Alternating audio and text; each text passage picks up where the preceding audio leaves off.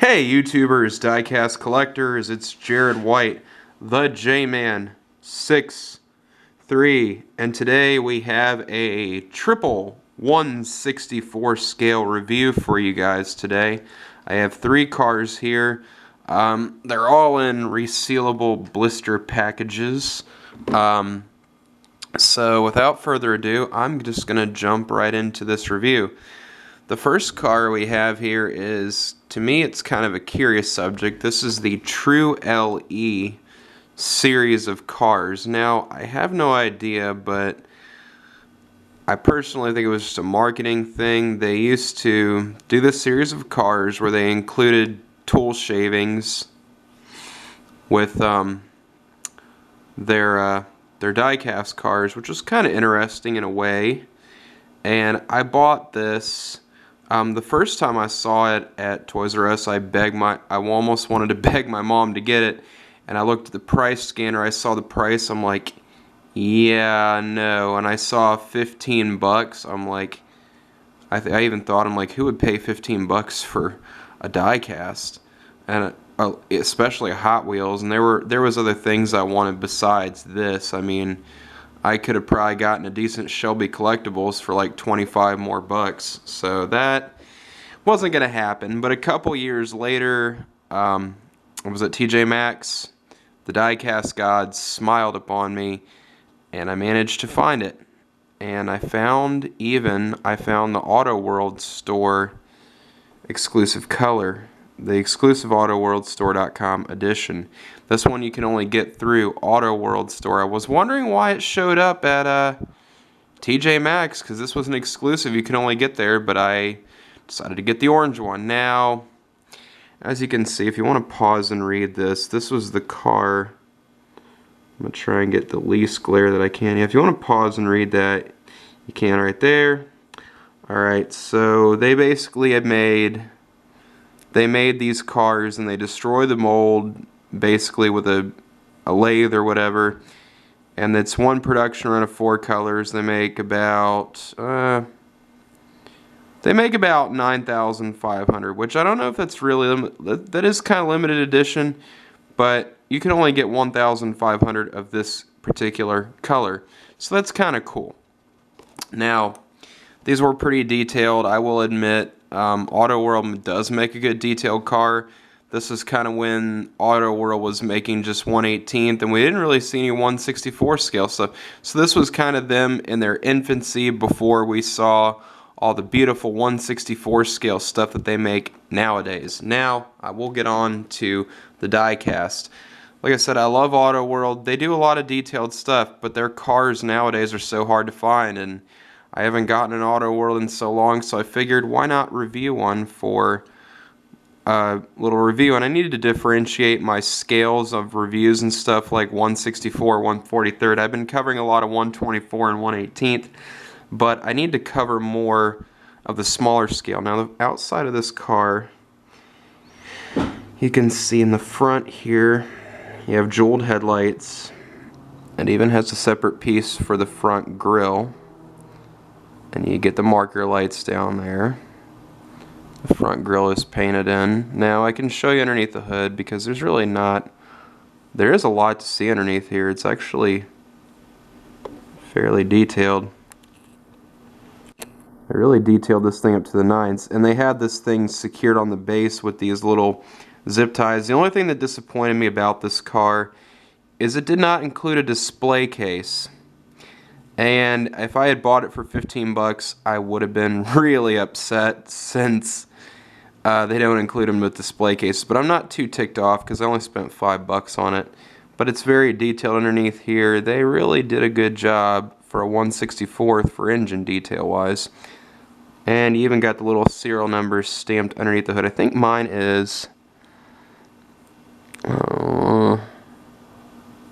852. So not especially low, but not extremely high either. The front wheels don't roll so well for some reason. And I know when I was getting this thing out, I didn't bend the front axle.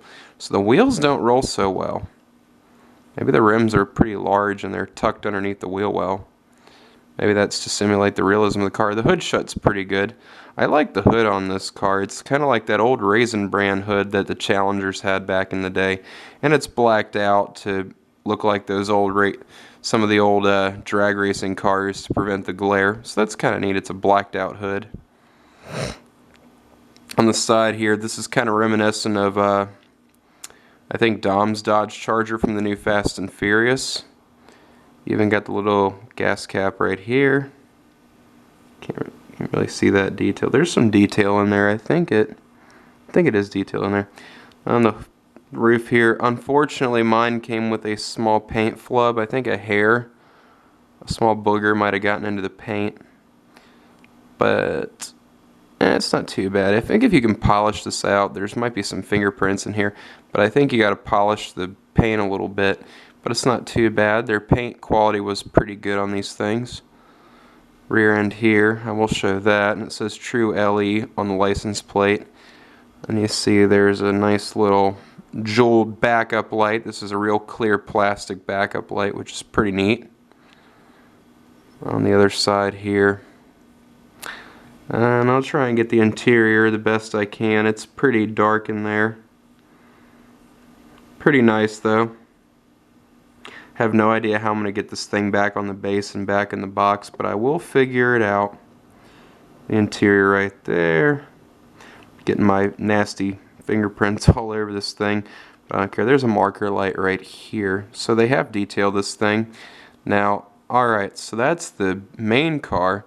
Now, one thing I will mention before I will move on, okay, so the underside here is very, very detailed for a 1/64th. You would see this a lot in some of the older Ertls and Johnny Lightnings. They would actually put separate exhaust on their car. Well, Auto World has kind of taken it to the next level where this is a full separate exhaust system underneath here. And the cool thing is you even have muffler tips that are chrome. And if you look inside, they've even gone as far to black them out. I mean, they could have just left them chrome, it would have been fine. But on a 1/64 scale, that's pretty detailed. So they were definitely going to the extra mile when they made this thing.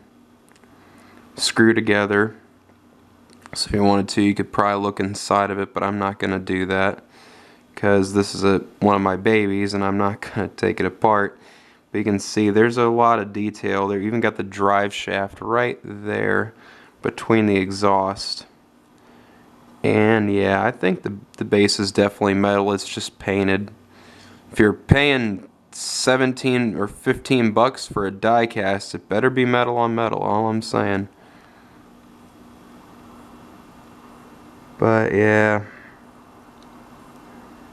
and that's all I'm saying. It better be metal on metal.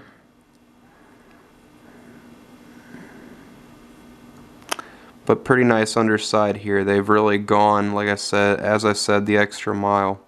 Full rubber tires, of course. You even got the chrome lipped rims, which I love black rims with a chrome lip. I just love that. I actually did one of my Foose Camaros where I did marker on the inside of the rim. I blacked it out and I left the lip chrome because I did not like the full chrome look of the rim. So that's something I kind of did on one of my cars. It was just an M2 Machines. It wasn't really an expensive car. But like I said, underneath it's pretty nice. So yeah, the diecast gods were definitely smiling upon me when I found this one day because that was a good find at TJ Maxx for $5. And I think online people are wanting like 13 bucks.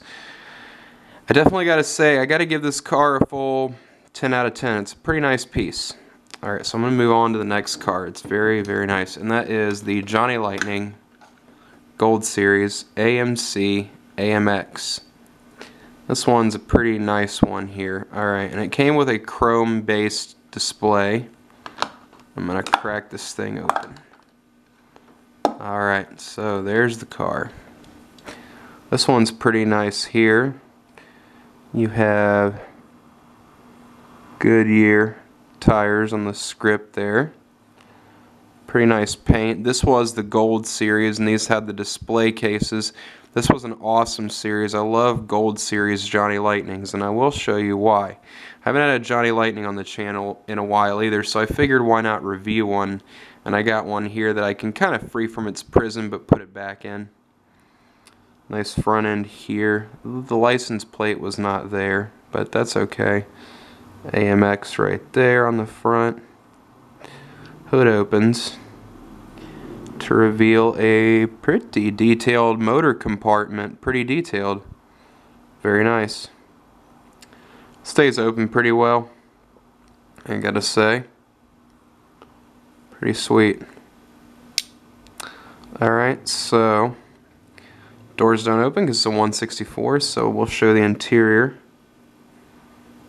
Yeah, pretty nice. Pretty nice in there. I think they gave it a pretty good interior. Back end here. Some detail right there. No license plate, but still very nice Johnny Lightning. Very nice Johnson. Oops, that's what she said. Very nice Johnson. I shouldn't be saying that. But anyway, nice paint. AMX right here. Okay, so very nicely detailed. Underneath, you have exhaust and an oil pan. Pretty nice. Well detailed. The tires aren't too fat either. They're pretty normal there. And the wheels are nice. They're rubber tires, of course. On Gold Series, they were all rubber tires, I believe. Gold Series was definitely their highest standard. They had their die cast. And these roll pretty well. Unlike this one, which doesn't seem to want to go anywhere. This one does. This actually rolls pretty well, gotta say. So compared to the True LE, this definitely rolls better. The True LE does not roll so well. So the True LE is definitely a car you would not want to put on a racetrack. Just saying, because that's just I would never do that with a car like that, because that's just one of my babies. Alright. Unlike Ghost Jerker, which races all these cars, sometimes I can't bear to watch him rip open some of these die casts because they're so nice. So sometimes it's hard to watch Ghost Jerker's channel because he rips open so many nice die casts, and I'm like, oh my god, that's a really valuable one. Alright, so up next we have a Team Bartwell 164 scale. This is the old school series of whips by Hot Wheels. And they made 1/18 scale models of these cars too. You can, if you want to, you can read all that mumbo jumbo on the back. I'm not gonna show very long. Alright, so there you go. Alright, this one there's not too much to show because it's not super detailed. The hood doesn't open on it, but you can check it out. Let me get this right out of the thing. I just left that there for display, but this says 62 Chevy. Not really too much else going on here. Alright, so there is another one of my babies. I love this car. This one's cool. And of course, Hot Wheels has this rolling thing down to a science. This thing rolls really well. Yeah. Of course their cars roll well. It's a Hot Wheel. Alright, so there's the front end. It's not blackwashed or anything. You don't get a license plate. But these Impalas, these 62s, are probably one of my favorite years of Chevy is the bubble top, because I have a Zinger that's a Johnny Lightning that's a bubble top Impala. Nice interior here. I don't know if I paid $5 for this thing. It says $5 on here, but I don't think I paid that much. But it does come with a resealable clam pack, which is always nice. You can choose to display your car. I hope a lot of companies catch on. I hope Johnny Lightning catches on to that resealable clam pack idea. Anyway, a nice speckle paint, windshield wipers. There's a Chevy emblem right there. Pretty nice Real Riders. I like those wheels. They're really sweet. Not too big, not too little. Pretty cool.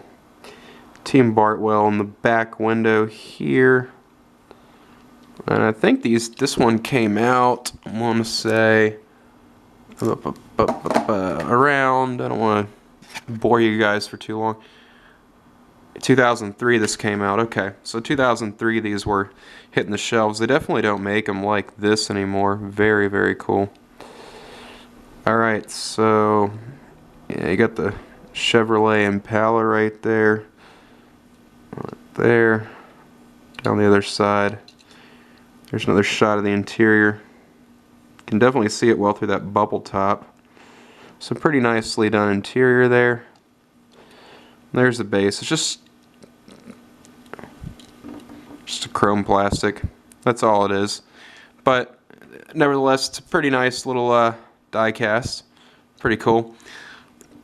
Alright, so that's all three of them there. If you enjoyed this review, definitely check out my reviews playlist. I have a ton of those, and I probably have a lot more coming until I can get another haul video together.